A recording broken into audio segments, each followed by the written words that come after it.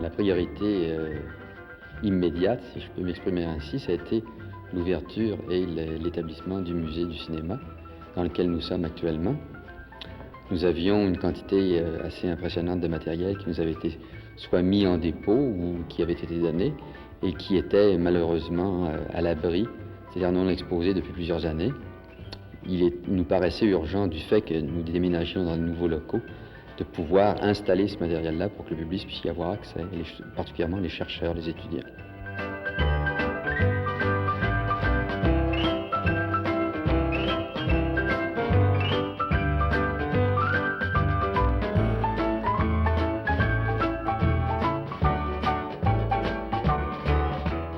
La Cinémathèque, après 10 ans d'existence, soudainement, parce qu'on le souhaitait depuis longtemps, il faut dire, rend accessible une partie de ses collections au public. Alors je pense que de ce point de vue-là, on peut effectivement parler d'un nouveau départ.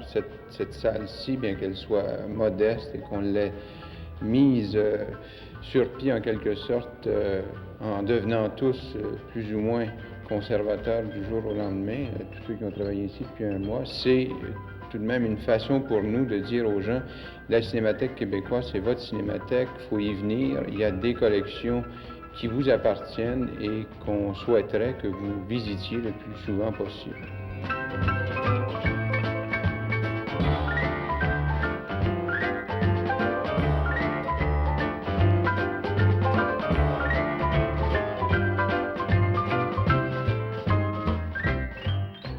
Une des pièces qui est très intéressante, c'est la caméra de bris ici, dite par vous. C'est une caméra de 1925 de fabrication française qui est d'ailleurs en état de fonctionner. Ça la rend plus précieuse encore pour notre collection. Et ce qui est intéressant, c'est que cette caméra, à la fin du cinéma muet, était l'une des caméras les plus utilisées en Europe. On a retrouvé, par exemple, des documents de tournage où on voit Abel Gance, ou Dreyer même, par exemple, sur le tournage de la Jeanne d'Arc, qui est un classique du cinéma, qui vraisemblablement utilisait cette débris-là.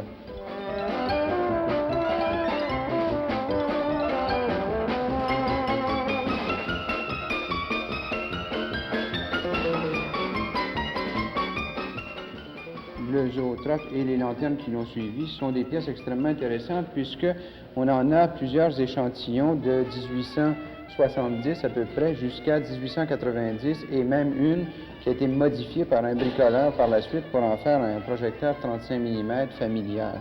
Mais ces pièces-là sont extrêmement intéressantes parce que c'est le début du mouvement dans les projections lumineuses et c'est des appareils de jonction en quelque sorte puisque les appareils qui les suivront dans l'histoire des techniques seront, eux, des appareils où il y aura le mouvement et ce sera déjà le début du cinéma.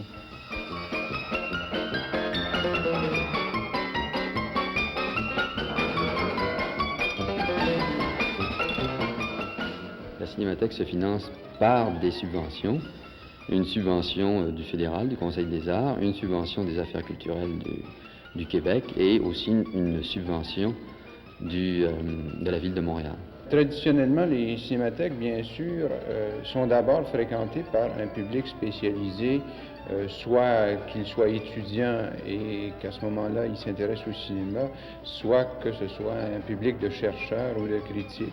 Mais ce n'est pas du tout l'esprit dans lequel on a assemblé l'exposition actuelle et les expositions qui vont suivre, on l'espère, vont être faites dans un même esprit très ouvert. On veut que ce lieu-ci soit facile d'accès. D'une part, il est gratuit, mais en plus que les objets qui y sont rassemblés y soient proposés de façon simple. Les expositions qui vont avoir lieu dans cette salle à partir de demain, c'est le grand public qu'on veut d'abord rejoindre. C'est pas, je vous le répète, c'est pas destiné à des spécialistes. On a des collections plus particulières que des spécialistes peuvent consulter. Les éléments de nos collections qu'on va réunir ici périodiquement, on veut vraiment que ce soit le grand public qui en bénéficie et qui, par ce biais-là, trouve un intérêt nouveau dans le cinéma. Et à quel endroit confiez-vous ce public? C'est au 360 McGill, cette salle est à même nos nouveaux bureaux. Pour le moment, elle est ouverte du lundi au vendredi aux heures dites ouvrables, de 9h30 à 6h, 6h30 le soir.